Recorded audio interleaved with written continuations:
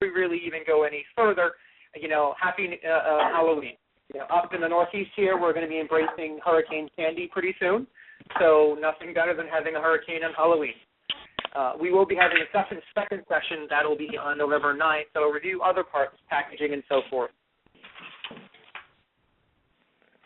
So what we're going to cover today, the objectives really are to make sure you're prepared for the next awarding cycle, whether that be merit scholarship letters, award letters, how you can identify application data such as when you start getting FAFSA data or CSS profile data, how you can determine who's selected for verification, who's not selected for verification, who's at a C flag, who's at a reject, because that takes a tremendous amount of time as we start reviewing those files.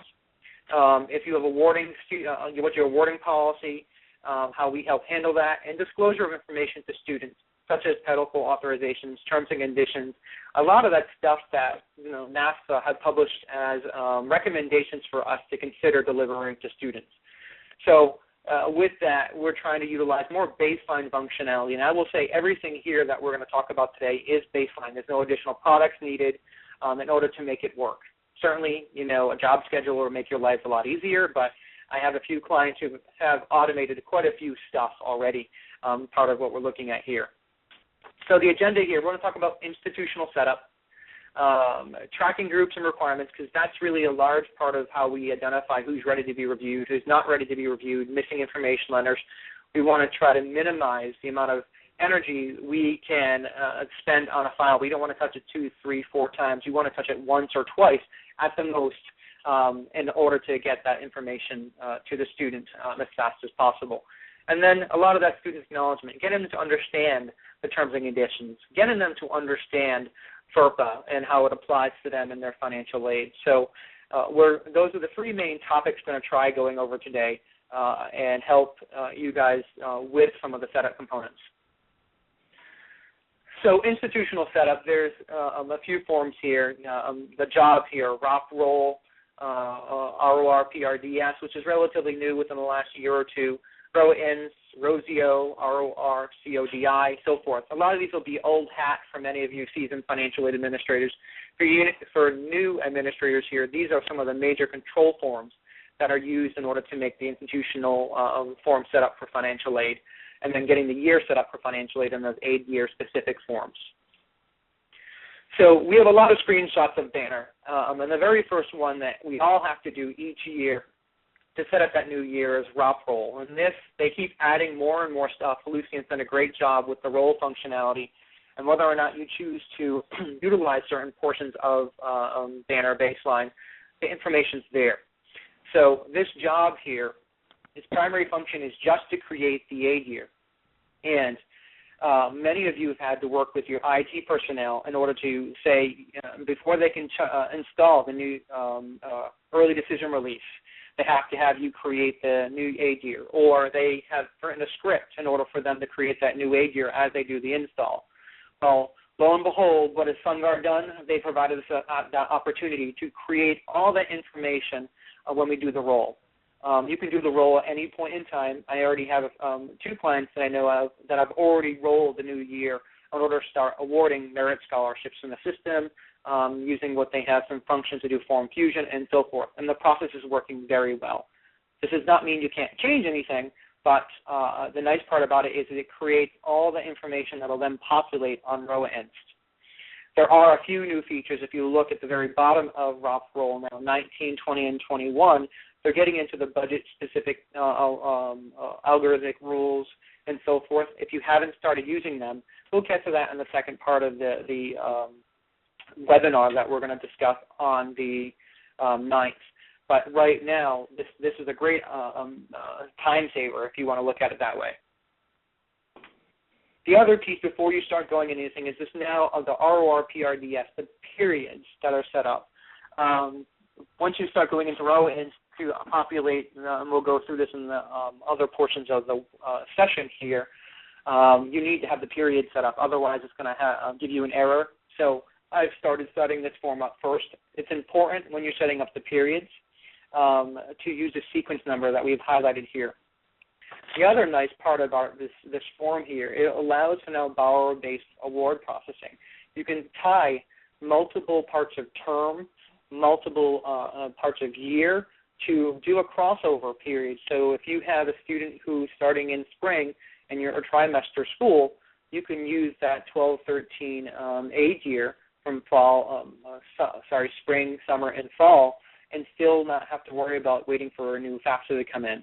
So they're moving more and more in towards the borrower-based processing, where in the past, if you had that crossover year, you had to change the age year on STV terms, so that way disbursements would run correctly. This has really made our jobs a lot easier for borrower-based processing in terms of all forms of financial aid. Once you've done that, now go to ROA Hints, and these are the primary pieces here that are available to us. What you have populated in the left-hand side, that pivot date, the description, and so forth. For those of you who don't understand what the pivot date is, it's just the date in which 12-13 or 13-14 will become the primary term when you go to RAP Award or RARAC or so forth. That way you would have to toggle to 12-13 in order to pick up the previous year. So that's what that means.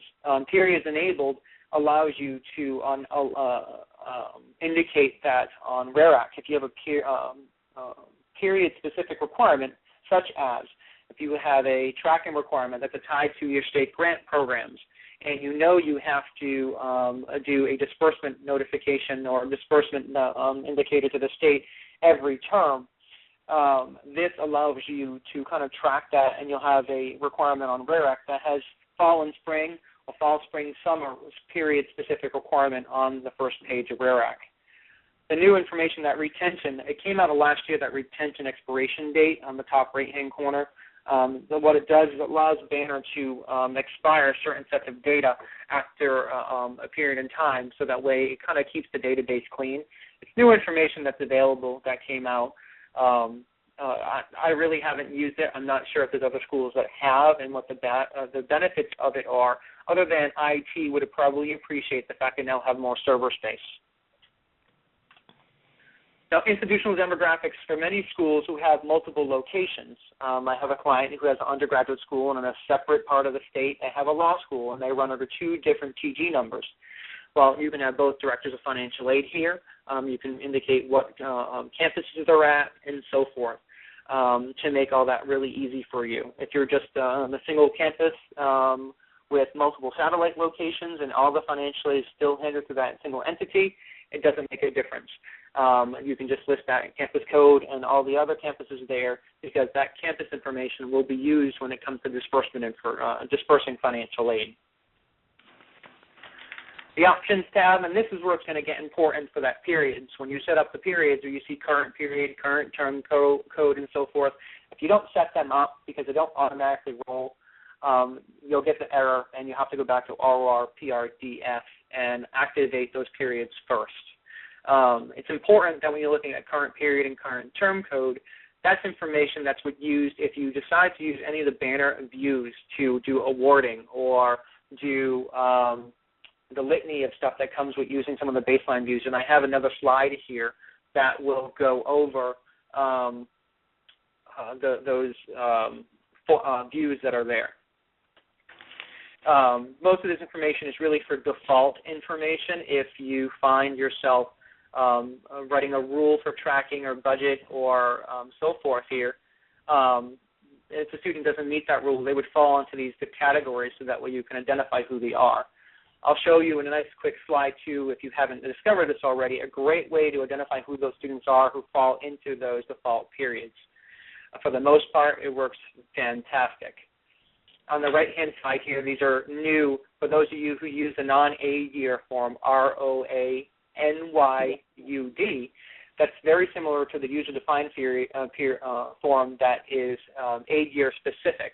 This is not aid year specific, so you can put, if you're a first-generation student, you want to track any kind of information that you need for admissions or the president's office, you can store data on that form that is not aid year specific, which makes it really easy for writing reports. So when you create a RORSTAT PITM, this would also create an ROR NYUD PITM. Same thing with that create applicant user-defined data. That is the aid year specific form. and those schools who like to track information about what a file has been complete, who reviewed it, where is it at, usually use that form in order to track that aid year specific information. Reschedule disbursement dates is a nice feature, so when you change the aid year period on RabbitBud, it will automatically reschedule the disbursement dates, assuming that you set it up correctly on RFR DEFA. I just recently attended a Banner User Group conference in Florida, and one of the questions that came out, a community college was curious about how they can reschedule loans that were offered, never accepted by the student, because they wanted to move a fall-spring loan into summer so that way that student had that option.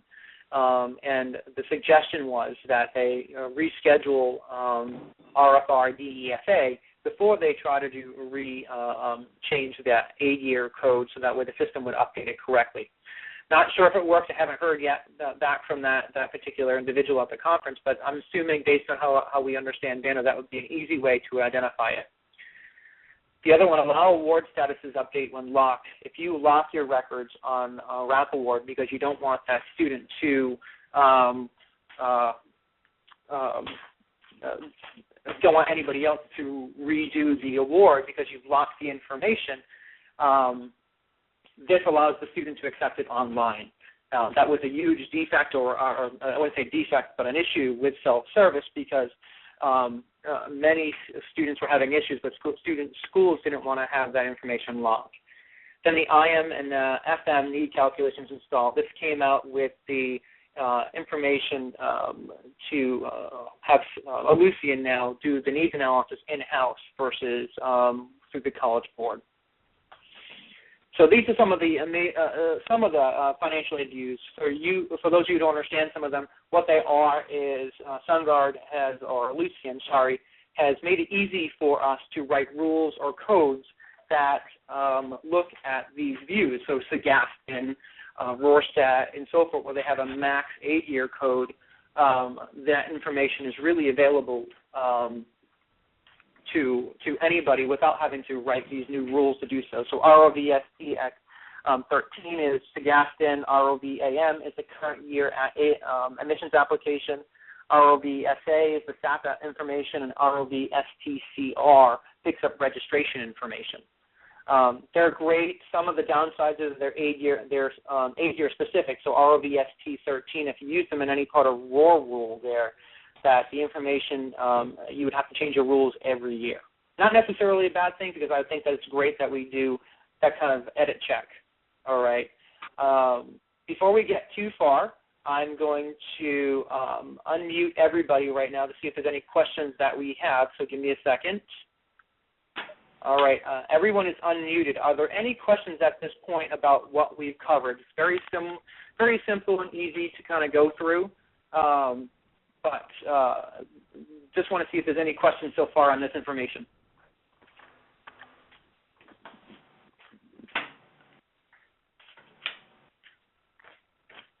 Well, all right, there are no questions, so I'm going to put everyone back on mute, and we will continue.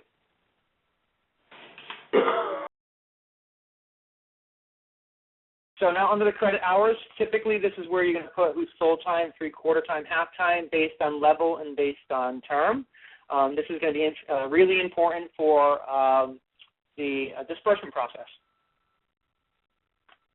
Exclude hours level, which is the next slide here, is really if you want to exclude certain levels. So if you have students who are in a certificate program, but that certificate program is not eligible for financial aid, you can exclude either level, you can exclude particular courses and so forth from this information. The nice part about what's going on here is this web processing form. There are 2 tabs now with this next iteration of Banner, and the first tab allows us to make self-service better without having to utilize IT in order to do that. And this first piece here is going to really allow us to display certain information that's available to the student. So if you want to display the cost of attendance information, if you want to display the needs analysis information, if you want to display the cumulative loan information to the student, then we all need to make sure we realize that's pulling from the FAFSA application. Okay. Same thing with housing. That's going to pull the status from the FAFSA application, and so forth. Display funds if there's zero. I'm not sure how many individuals or schools would like to display zero amounts to the student, but you can certainly do so. Display resource and additional information. For those schools who really aren't using the resource screen, it's a great customer service piece. You've got those students who would like to call and ask, have you received my outside scholarship? Well, then if you use a generic fund code on RAREC, you'd have to either go to RAWCOM and see who's commented certain things.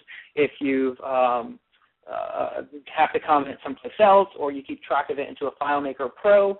Well, our RPA-ARSC allows the student to see if that check was received, the actual scholarship name, and so forth. It's really nice to do that. There's another indicator on here that allows the student to submit the scholarship information to you if you so choose. I have a few clients who actually used that this year, and they can submit information to the school by going into self-service and the Resources and Additional Questions tab on self-service. The student is able to put in the scholarship information that's available to them, and that information is then sent to the financial aid office that then sits on RPA-INFO. Okay, that information then needs to be updated by the financial aid administrator. And that's the terms and conditions is another new feature that's available in self-service. That's where you can actually put, many of you in the old days had the back of the award letter that encompassed all the information about that student's award. What happens if they changed enrollment? What happens if they dropped a class? Your SAP policy, your on and on and on. So you can now display terms and conditions to the students. And you can also, which is a nice part, is display those award messages that sit on Rowa Message with the terms and conditions. So if a student wants to, accept their terms and conditions online or view them online, it'll also display the messages on Rowa Message to that student. If you want to display accept award offers with you can display the periods with zeros. For those of you who have students accept their loans online, graduate students, so forth, you can allow that student to do the partial acceptance or full acceptance. Now, one downside here is that the partial acceptance here does not currently allow the student to choose just one term. So if you want them to accept fall only or spring only, it doesn't allow that functionality currently. And I think it's coming out hopefully soon, because that's a lot of downside that many financial aid administrators are complaining about, that students don't have that ability to accept just parts of it for a semester or so forth. But the partial does work. It just splits it over the split that you have set up in RFR DEFA. Now, the full one works great, and I would say just out of the box, the self-service components that you see out there, the terminology, the instructions to the student on what is available and how to accept or decline is great. You don't have to make really any modifications to that. The other nice parts about it really are that it's all automated. You can, when we get to the second session of this, I recommended to some of my clients here that if a student accepts it online, you have a different award status code that indicates to you the student accepted it online versus a staff member who met with the student said, yes, I want it, and you get that verbal confirmation to do so. This allows better tracking, better information to you to know who's done what, when, and how, versus just using a single accept code, and that just sits out on RAP Award, and you don't really know from an auditing perspective who's done what, especially in this day and age where auditors want to know how did this happen, what are the control mechanisms that are available, and so forth. Now, what we got next on this is on the right-hand side. You can choose what, period budgets are for, how you want to display information, and so forth. Now, there's also two other tabs that I think we should talk about here. This allows students to submit award information to you. There's no great way to use it. This allows students to submit award information to you through Banner. And if you're not managing RPA INFO effectively, students can submit questions to you and they just sit there. And then they say to you, well, I contacted you, you just never responded to me. Well, they sit in RPA INFO, and you can respond to students that way and so forth. But I really haven't found a useful way to enable that functionality just yet without an internal report. Okay. The Display Meshes tab, it's up for grabs whether or not you want to use that. You can display any kind of information you want to the student. And now with the web text functionality, we can display and not have to worry about having IT manage something. You have it all at your fingertips. Okay. Now this next one here, the web tracking tab, is new.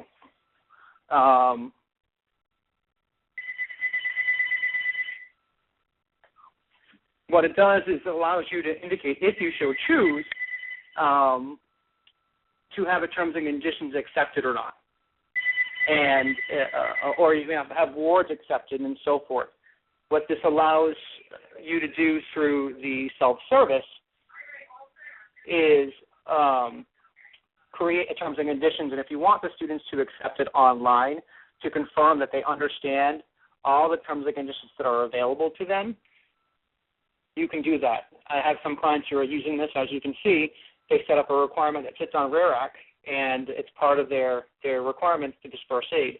They don't acknowledge that they understand the terms and conditions. It doesn't allow aid to disperse. That way you ensure. Student says, well, I didn't know. Well, if they accepted their terms and conditions, you can actually confirm that, yes, they did, because you did it on this day. If mom and dad did it, well, you did it in good faith, knowing that this was someone has done it through self-service and they authenticated through a password that you guys have established. It's a nice little feature. If you choose on the drop-down arrow on the type code here, you can see that the other option is for award acceptance. I think this kind of moves because you already have them accepted on that accept award offer tab. So the terms and conditions feature is quite nice. And I don't have a screenshot of what self-service looks like right now with this information. We will have it for the second one when we start going really into self-service for those of you who haven't seen it. Once you've actually finished ROA ends, you've got a couple other things that you need to do. And I always forget this one form, RORCODI, which allows you to enter all your entity ID information. So if you have multiple locations, you put them here. Especially if you pay your COD and direct loan information with separate entity codes, okay? But you need to make sure you do this as well. Now we covered through the ROA ends pieces of that. I know there might be some questions. I don't see any posted here in the chat feature. I'm just going to unmute everybody right now and see if there's any questions. Any questions about ROA ends, that last tab? Any questions? Everyone is unmuted. What version of Banner is this? 8.15. Thank you. Sure.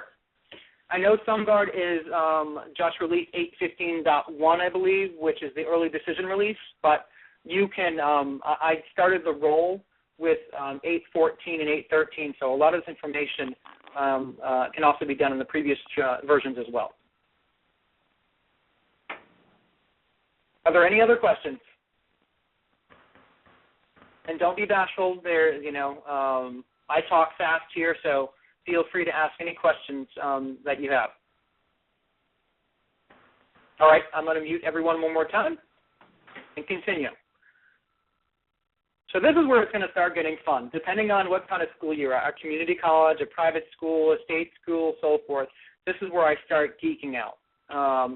with tracking here, you have a lot of flexibility, a lot of room to minimize the amount of time that you spend looking at a file.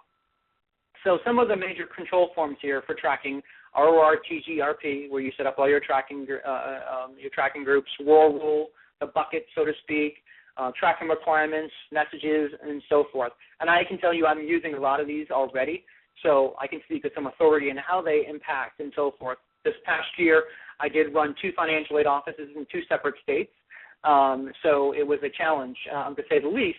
But this helped with the tracking and the recording to make sure both schools were compliant. So this first one here, RTV TGRP, that's where you're going to create your tracking group codes. This can be whether or not here you have dependent undergrad, returning, dependent undergrad new. You can slice and dice your data however you see fit. If you decide you want to only identify, first-year students for recruitment purposes, we're going to let you be packaged, but we're not going to let your aid memo or disperse if you're selected for verification. Versus a returning student that you don't want to award at all until all their information's in. You can do it by caseload, you can do it by program, and so forth. This is, gives you some different ways to think about it. Do you not want to package anybody who's at a bad SAP status? Do you not want to package anybody who's no longer active? So if you may already have these things, tracking groups completed, but if you don't, you can start thinking some of the buckets that you might want to consider, because that allows you to control what kind of letters go out. You don't want to send a missing information letter to somebody who's got not making SAP, so forth. So there are ways to utilize this information to make it easier for reporting, to identify who's ready to be packaged, are they returning, not, for auto packaging, and so forth. With these groups, then you can use it with ROR rule, and you can actually write either more export rules or some basic rules. And there are 2 pages. What you see here on the screen is a export rule, but you could do it on the simplified form, which is the previous page here, that allows you to just put in some of the major criteria.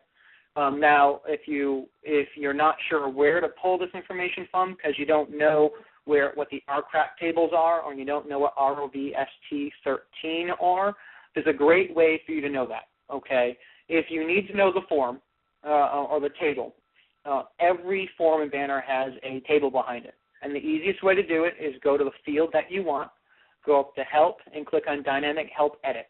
That'll populate the actual table that's pulling the information and the field name. If you want to know what other data that's available in that table, there's a job and banner that allows you to see the data dictionary. And the form is GURPDED. GURPDED. That allows you to put in who the owner is, and all financial aid forms are owned by Phase Manager, and you can put in the actual table name. Then when you actually execute that job, it will retrieve for you the data that's in that file, all the fields, all the information, the descriptions for you, so that way you can understand, what's available to you. So with all these buckets, and we'll stay on this dependent undergrad verification, dependent undergrad selective verification returning students. So as you can see here, we have all these different tracking groups, and I like to recommend that you put in all the core requirements here, so that way you can tell the student exactly what they need to satisfy those requirements.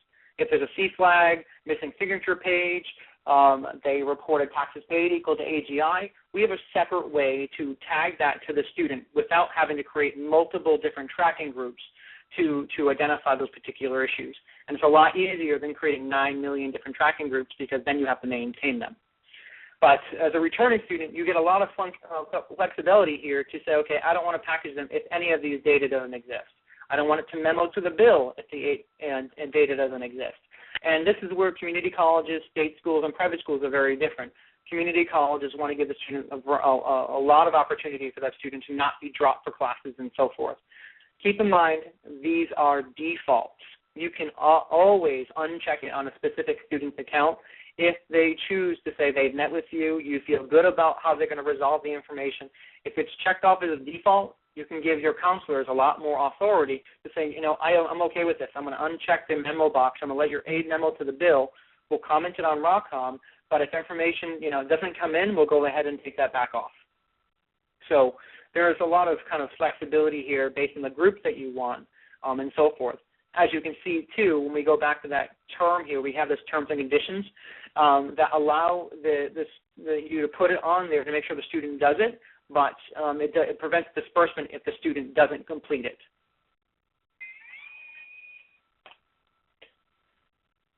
We have that groups, but we have also the tracking requirements here. And this was a nice feature that SunGard added because now we don't have to rely on IT to make any changes. These two great fields here, URL and instructions. The URL allows you to put any URL, whether that's the URL to download a PDF.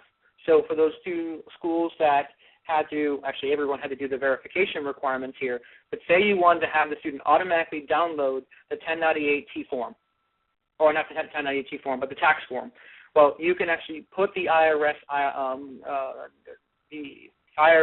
URL there to go right to the tax transcript request form, and they can download it, and they can print it out with all the instructions. You can also put more helpful instructions here as well, so that way the student, when they go look at their requirements, they see helpful information. Now, there's only 500 characters here, so you're limited on how much you can do, but this automatically goes right out of the self-service. There's nothing more that you need to have IT do, and you can change it immediately. It's not something that actually takes forever to do. It is simple and easy to get done. On the right-hand side are all the requirements that you can say, okay, this item here prevents packaging, memoing, and disbursement. It can always be satisfied. Students can see it, not see it, and so forth, if the requirement is not satisfied on the requirements form. All right. And again, I think the two nice features here are the URL and this instructions tab. Now, given that there's limitations on the amount of instructions information that's available, I'm going to go to one more slide here. Where is it? This form, and I'll back up a little bit. This form, ROR MESG, allows you to attach a longer message code to your tracking requirement. So, for example, here, your requirements on terms and conditions cannot be done until the student has been awarded, until the student has acknowledged their Title IV authorizations, if you choose to turn that on. So these messages can be pulled on your missing information letters. They can be pulled and they're displayed on self-service as well, so that way students can see it. Now I'm going to go back up here. Now there's a nice little form as well that ROI GRPI here allows you to kind of see how many students got grouped into certain categories. So all those buckets that we're talking about here, you can quickly see that information, and it's great. Now, if you want to see who those students are that fell into these buckets, if you go for the Options tab, you can see View Students, and it will show you all the students that show into that particular category. So you just highlight the tracking group code here, go up to Options, and View Students, and you can see anything, all the students in that group. And now we can do it for budgets, we can do it for period budgets, we can do it for packaging groups, and different SAP status codes. And again, it's a quick and easy way for you to see who's in those particular groups, especially if your managers want to know who was selected for verification. You want to keep track of that from year to year. How many more ICERs did we have? X, Y, and Z. Now, with tracking groups, there are, thanks, I just need to fix that one here. There are different ways to categorize these particular groups. Like I said, you can do first year dependent selected, independent not selected. You know, some schools not just do a generic SAP status group code, so that way you know you don't package them, but they also say, okay, if a student comes into the office and they want to know, well, you're not making SAP, but you're also selected as verification, so you kill two birds with one stone type of thing. They've created different SAP status groups as well. Again, now this is going into creating more and more groups, but it's a different way to do it. Same thing with not admitted. If you're a student that is a first-year student, has submitted their FAFSA application, but you don't want to spend time on them, especially if they call, you do want to say, okay, we have all your information available, but we can't package you yet until you finish your admissions application. We can't package you until admissions make a decision on it. If they're inactive as returning students, so forth. I think the returning and the graduate are pretty easy to understand, but we have the admitted and returning groups. Admitted are those students who have been accepted to the college but had the intent to apply for financial aid. That way you can actually send them missing information letters starting in January versus waiting for them to complete their FAFSA application, in which case then you're going to start the follow-up. This gives you the precursor to do so. Same thing with the returning group. Those students who did a FAFSA last year or received financial aid last year, you can start rolling or create a generic tracking group so you remind them of doing a FAFSA application, and you can create that group that just says FAFSA requirement on RARE Act so that when you make the aid year specific, they would go out to self-service and they can see just that requirement and do the 13, 14 FAFSA application versus, waiting for a generic letter to go out. This ties more self-service together. We just saw, this is ROAR Groupie. This kind of allows you to kind of attach longer messages. And so you can attach it to ICER to make sure they have that information. It's aid year specific. You can attach anything to them. And if you click on the down arrow here, there's other options that are available to attach longer messages from RTV and ESG to those requirements. As you can see here, RTV and ESG allows you to put that longer message and attach that to the requirement. So on a paper missing information letter, if you want to have that student know about, how terms and conditions that you can't do it yet, or if it's entrance interview, or if it's a promissory note that you want to have on RARE Act, you can give them more detailed information that would pull up on that missing information letter. That way it hopefully will reduce the phone call that you would potentially get from that student. Now, it's important as you're looking at some of these pieces that, we just talked about the core requirements. But what happens if, you have a student who's got a C flag for citizenship, or a C flag for doing a secondary confirmation, or drug conviction, NSLDS, the litany that come when we get an ICER. Well, this is part of baseline here. And what you see on ROR POST here is we can put in if it's a comment code, you use C. If it's a reject code, you use an R. And you can indicate, okay, if this comment code exists on this student's application, and the comment code, say, 146, populate this message code. You don't need a tracking group here. This tracking group that we have attached to it, it's just looking at if you submitted a FAFSA application, all right? And it looks at the most current ICER that's out there. So if there's subsequent ICERs out there, a new one comes in, it could automatically create the requirement. So part of your data load process would be potentially to not only bring in the ICERs, but to run ROAR groups to track those students in their particular buckets, and to do a ROAR post to identify what C flags or ICERs that may exist, okay? It's a great little feature. It's nice to have because then it identifies all the things that are on the ICER that you would have to spend hours reviewing. Now, there are some schools here that actually create different tracking status codes so that way if the ICER comes in and it's resolved on a subsequent ICER, that on RARE Act right away. So, for example, here the number 3 and 4. I have some clients here who are now using if it's been resolved by the IRS data match.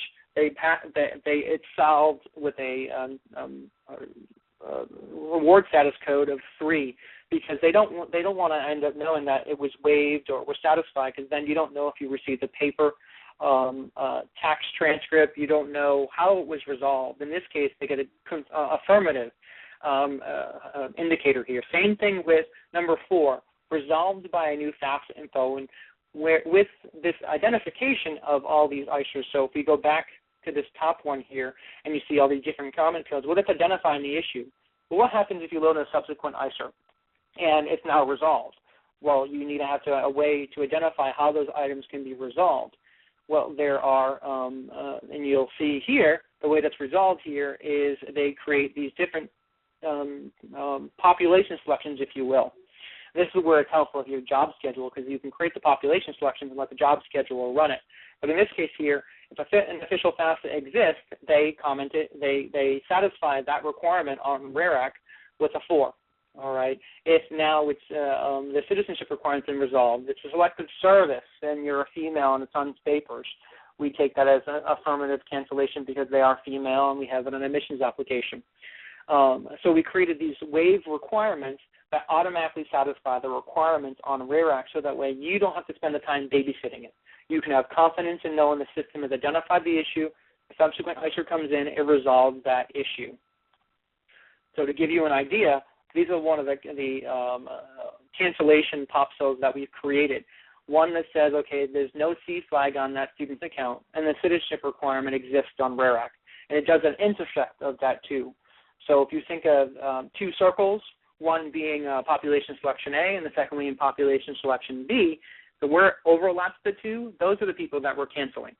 And in this case, so that's where we're doing an intersect. So we do run a series of population selections that cancel out the requirements as it comes up. And it's nice. So before we start going on to the disclosure information, I'm once again going to unmute everybody in case there's any questions that you have about this particular process. So everyone is now unmuted. Are there any questions about the tracking process, ROAR posts, and so forth?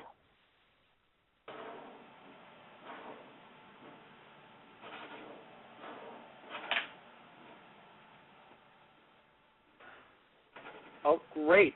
Hopefully that makes sense. It's great to use, and again, we've used it to identify a series of things, whether that be conflicting information. You know, they've indicated they have more income, but they didn't file a tax return, and so forth. It helps minimize the amount of time that we have to spend babysitting that file, because in many cases, I'm sure you all agree, we babysit a lot. All right, I'm going to mute everyone again. If you do have any questions while you're muted, you can shoot Russ a quick question to you. Otherwise, we'll save most of the questions to the end here.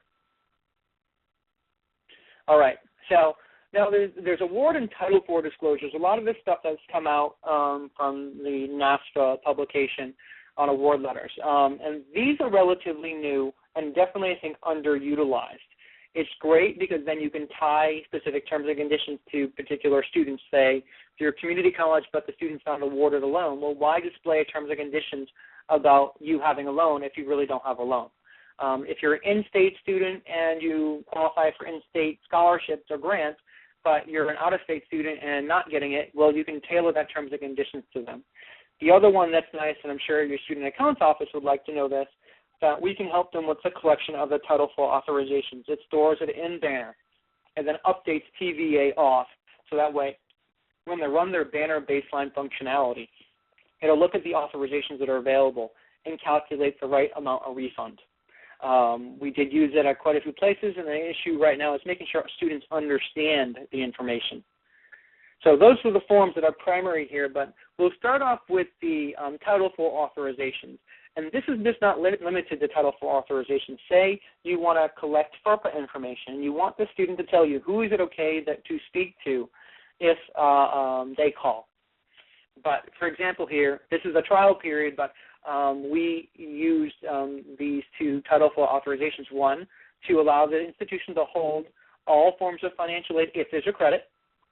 The second one here is they authorize the college to apply federal, state, and institutional aid to other non-education-related expenses such as parking registration, library fine, et cetera, et cetera, so that the school is able to do that. And then you can define how they want to answer that. So as we circled here, the answer type, you can do it from a drop-down list. You can have them say, okay, you have to answer this once a year. You have to answer this every time that award has been updated. We chose to say, okay, we're going to have you do it once a year. And then it's required that you answer this, because if you don't answer it, we don't want you going on. So if you require it, and it's important to know that on the self-service year, they have to answer this question first before they can accept their award offer. It's part of the flow. Accept award offer, accept terms and conditions, then accept your award. They make sure the student has understands fully their award before they actually make the decision to just say, okay, I really want $500 of my loan or $1,000 of my work study, and so forth. So these, the required indicator here is nice to have. For this list of values, you have the second tab here, the answer rules. And this is where you can indicate what question they're answering, that you don't want to stop any processing. And these are the two questions, the list of values. That stop processing piece, one question that a lot of schools thought about using in the past, and I don't know who uses it much, but do you wish to receive your award letter electronically?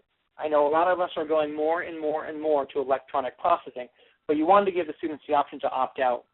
Well, you could do that. If you answer this with a yes, we're going to stop all electronic processing, and the only option here is paper.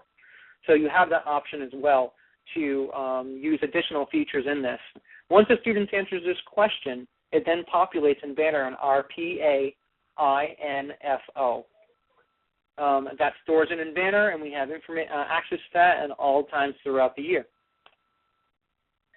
And here, the web text, you can create all these different pieces. So as you can see, we have different options, but we only want to display certain messages to law students versus undergraduate students. We want to display certain messages to merit scholarship recipients than we do non-recipients. And, the litany can go on and on. You can have different ways of doing that.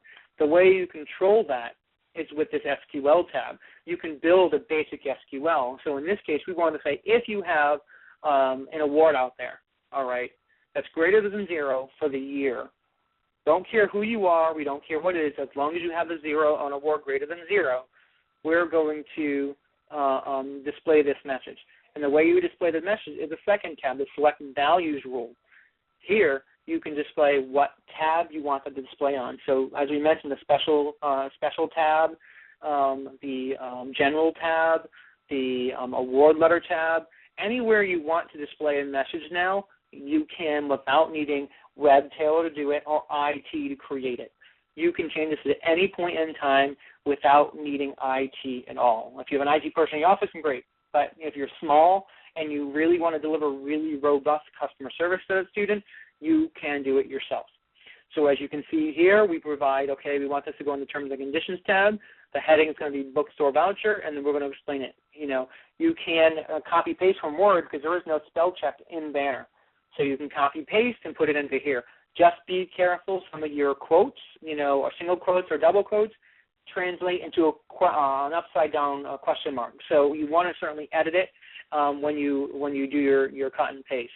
But this feature is fantastic in terms of how we're going to do it.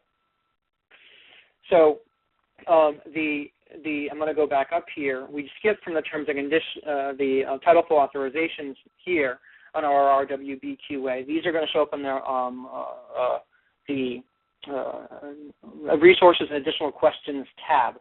Again, I don't have a screen print for it, but we'll display that to you when we go over more self-service with you in the November 9th one. And if you don't have access to self-service, there's no reason to have a work-study student come to you and say, we're going to log in to test, and can you show us what you would look at and what you would see? These terms and conditions, these terms and conditions here are part of the terms and conditions tab. This is where you can say the student must acknowledge these requirements, these standards here, in order for them to display and receive their financial aid. For example, if you have Division I athletes and you want to make sure that they understand they're not going to get their athletic scholarship to cover their premium housing. They're not going to get a refund from institutional aid. It may come from federal aid if that's the case. But you can display it here, and when they say, oh, I didn't know, well, it updates RAREAC automatically because you would do it on that last tab of ROA Inst, all right? And it would automatically satisfy it with that date. And it would do it annually, so that way as you have new terms and conditions that pop up, it would allow the student the flexibility to do that. And then here, again, you built the SQL, the basic rules to do that. And if you wanted to, you see Select 1 here. 1 just references on the second tab here what the value is. Well, if you wanted to say Select 1 or 2, you can display that message depending on how you write your code. It can retrieve the right message for that student. So, for example, if they don't have a loan, You can display, if the value returned is 1, then you get this. If the value returned is 2, you get this. Without having to create really complex rules, you can do it yourself. If SQL is a little beyond your pay grade or beyond what you're familiar with, BFINAID is full of colleagues who use this, and I would encourage you to do so. They're at your fingertips, and you wouldn't have to expend a lot of resources. That's pretty much it of the webinar so far. We spent a lot of time talking about just the setup components of it. Well, we're going to get to the fund management when we go review RFR management, RFR DEFA, and so forth. Those pieces are going to be more critical when we're looking at how do you automate packaging itself. I have unmuted everyone's phone. This is my contact information if you have any questions about it. Are there any questions right now about what we've just reviewed?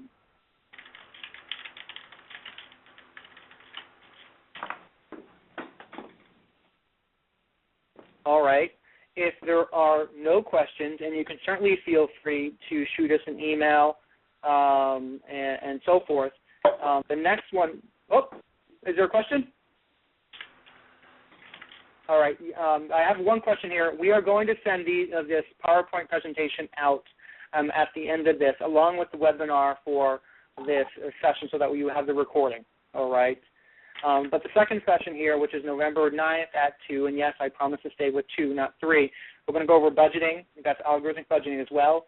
Packaging, if you have a particular packaging model that you use, we'll cover that using algorithmic packaging, how you can use award letters and the functions of using letter generation because you want to send out missing information letters, you want to do merit letters, and so forth. And then we will review self-service. You'll see exactly how these things would look to the student out of the box. What's going on, and so forth. And it'll be more intense and more cover a lot more information about it. So are there any questions about this presentation or what we're going to cover in the next one? All right. I thank everyone for their patience and the delay in the PowerPoint today. It's been a long day, but I hope everyone has a great Halloween and great beginning to November. All right, and those of you who are going to be bracing for Sandy, good luck and take care. If you have any questions at all, do not hesitate to contact us. Bye now. Bye. See you later. Thank you. All right. Bye.